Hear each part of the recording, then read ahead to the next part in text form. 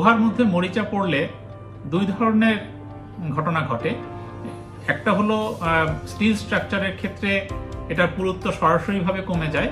এবং সে কারণে তার ওজন বহন করার ক্ষমতাটা কমে যায়। আর কনক্রিটের স্ট্রাকচার যদি হয়,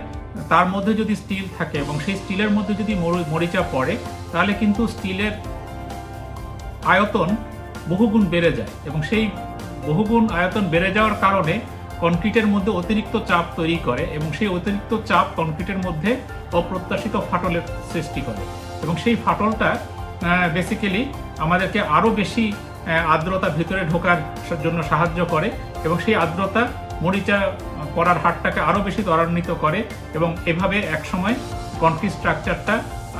আরও বেশি দুর্বল হয়ে পড়ে।